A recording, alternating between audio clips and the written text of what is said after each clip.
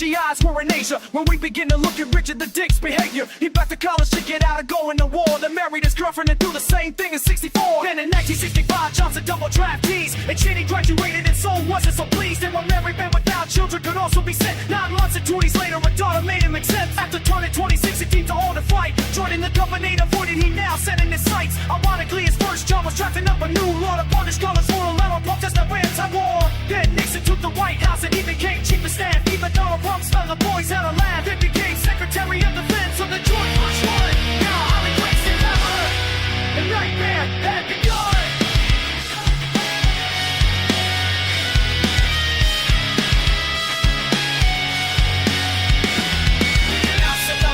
City of proof, his word face out of Uriah, but it wasn't the truth. He said 250,000 Iraqis with 1,500 tanks were about to invade, and the Saudi said thanks. But the story that proved to be such a good seller was quickly debunked by a woman named John Heller. Sorry, it sounded like pictures taken the same day, same place. Should have left Washington with egg on his face. Pictures are saying Elvis proved the Pentagon, not a single tank or Iraqi. Where had they all gone? But the proof went unheard and the damage was done. The U.S. sent the Saudi Army men and in the Gulf War won. Then the war Cheney set out to downsize the military high. Halliburton that helped come up with a plan not quite ordinary. Halliburton took over thanks to this heart attack. Slavic Clinton kicked off office and Cheney was out of a job.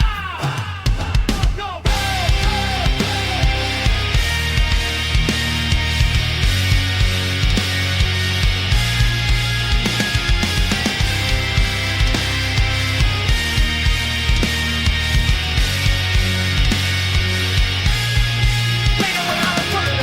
CEO, Cheney got the job to a friend and was back in the show where he made a legal trade to a Canadian man with an enemy of the U.S., a place known as Iran. No investigation into Halliburton was ever talked. Only the liberal guy at the jail Cheney walked to go on and speak out against the embargo of big oil. After he had committed an offense on American soil, he registered a company offshore and listed his address, but the mail read routed back home to Texas. He never lived at the bank, it was never his goal. He only did to exploit a legal loophole, and after they would find something like 4 million in figures for selling parts that could be used for nuclear triggers. So Libya, the one and know that ended up in Iraq. Cheney got nothing less than a pat on the back, and after being asked to help find a bus running mate, Cheney took himself to something akin to fate. Despite all that he done and the problems with his health, Richard the Dick Cheney went and picked himself. And the rest they say is history, and I think you'd agree that most of this information was kept from you and me until it was too late. He was vice president, a permanent stay, and all the White House resident.